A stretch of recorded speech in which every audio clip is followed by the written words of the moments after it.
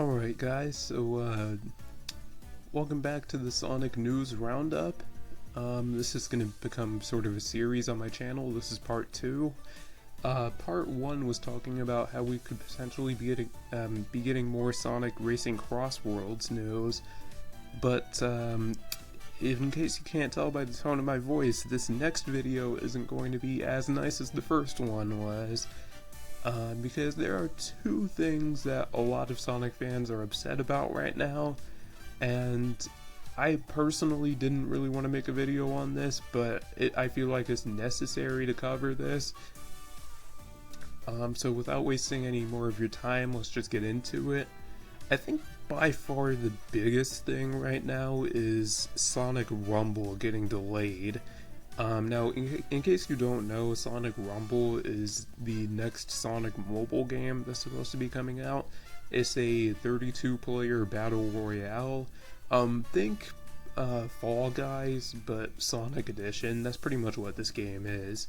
The reason why people are upset right now is because this game has been in sort of a beta state for like a long time now. Like, people in like Canada or people that have a code for this game have been able to play it for like, I want to say close to 9 months now, like damn near like a whole year of this game being out, but not really. And this game was originally supposed to come out, I think in 2 days from now, at the time of this recording, on May 8th. Correct me if I'm wrong on that date. But out of the blue, like last week, Sega announced that Sonic Rumble would be getting delayed, and essentially they're delaying the game so they can add more features like skills, which are like these special abilities you can give your characters. But it's like, the game has been pretty much finished for a while now. I mean, people have literally been playing it. Couldn't they have just made that an update? You know what I mean? I don't know, it's just really weird that they decided, like, at the last moment to delay this game again, because originally this game was supposed to drop in winter of last year, but they delayed it, which is actually kind of understandable because that would have probably overlapped with Shadow Generations coming out, so that was probably a smart move on their part. But this delay makes no sense, you know? And the other sort of negative headline I wanted to cover before I move on to the positives here is Sonic X Shadow Generations on Nintendo Switch 2. Oh boy. So, Sonic X Shadow Generations on Switch 2, which from here on out I'll just refer to as Generations, like collectively, just so I don't have to say the full title every time. Generations on Switch 2, I'm excited for, but also, okay, let's cover the positives of this particular headline first before I move on to why this is in the negative section of this video. So, Sonic X Shadow Generations on Nintendo Switch 2 is going to be getting a graphical enhancement compared to the Switch 1 version. It's now going to run at, I believe, 60 FPS 1080p, so pretty much close to how it would run on like PS5 or Xbox Series X or something like that. The Switch 2 is a lot more powerful than the first one, but the reason why people are upset is because of how the game is being sold. Now, Nintendo Switch 2 has already been kind of controversial, mainly because of the game prices being $80. I'm not going to get into that because that's more of a Nintendo thing, and you know, I don't really cover Nintendo on this channel, but what I will cover is how this affects Sonic. So, in case you guys don't know, the Switch 2 has this feature where developers can sell you these cartridges that are called game key cards that essentially download the game onto your system. So you're pretty much paying for a digital game in a physical box. Now, why is this important? Well, Sonic X Shadow Generations is also being sold as a game key card, and you know, that's got people pretty upset because it's like you don't really own the game. Like, a lot of people have been saying, like, if the Switch 2 servers ever shut down, then you won't be able to like, the game key cards just become useless, right? But that's not really what I wanted to talk about. I think the main thing, well, that's part of it. That's part of why people are upset about Generations on Switch 2. But I think the bigger reason why people are upset about it is because of the fact that if you already own Generations on the Switch 1, okay, so some Switch games have like an upgrade pack you can buy for like $10, which is a little bit much, but whatever. And some of them even have free upgrades. Generations has neither.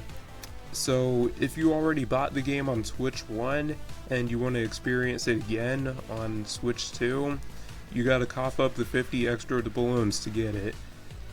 Even if you already played it. Oh no, but your save data carries over, and I saw someone else on YouTube point out that, you know, you can carry over your save data, so it's like you're paying $50 for a game that's already completed. You know, that's fun. But yeah, I'm not gonna go on much longer about that because, I mean, that's pretty much just the general rundown. I don't want to get into like rants territory. So on to the positives. A video has came out recently from Sega and Sonic Team where they collaborated with Sam Procrastinates to cover the history of Sonic Racing. Now, most of this video is what you'd expect. He pretty much summarizes what each Sonic Racing game is about. People have been pointing out in the comments that he left out the Sonic Rivals games, but can we be real for a second? Do we count Sonic Rivals as a racing game? Like, Sonic Rivals is a 2D platformer where you happen to race somebody. There is a difference between a game where you happen to race somebody versus a full racing game. I don't think people seem to understand that concept, but anyways, yeah, Sam Procrastinates teamed up with Sega recently to make a video covering the history of Sonic Racing. He talked about the Sonic Drift games, the Riders games, and the Sonic and All-Stars racing games, plus Team Sonic Racing.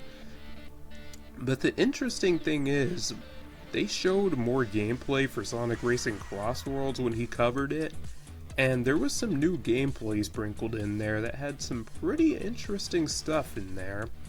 Like, the first thing is we see some new tracks. We see Cool Edge and Windmill Isle from Sonic Unleashed. And I think the one level that's been making people like go the most crazy over is White Cave from Sonic Riders. I kind of expected a Sonic Riders track to be in this game, especially since Extreme Gear is already in the game, and don't worry, we'll get to Extreme Gear in a second here. But it's interesting that out of all the tracks from Sonic Riders, they picked White Cave, which is like, I would have never predicted that. Like, if anything, I would have guessed like Green Cave might have been the level, but not White Cave, you know?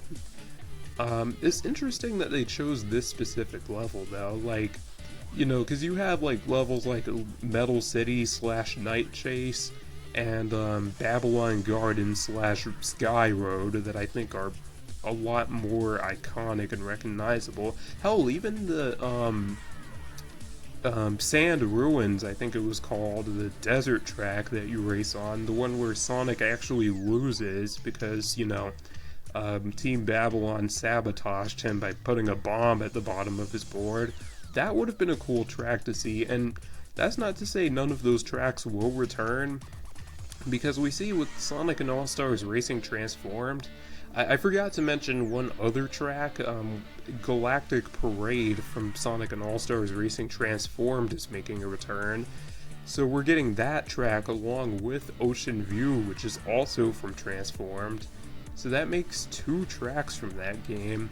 So if each of the previous games gets at least 2 tracks, that could mean that we could see another track for Sonic Riders. We could see White Cave along with like Metal City or Babylon or again Sand Ruins.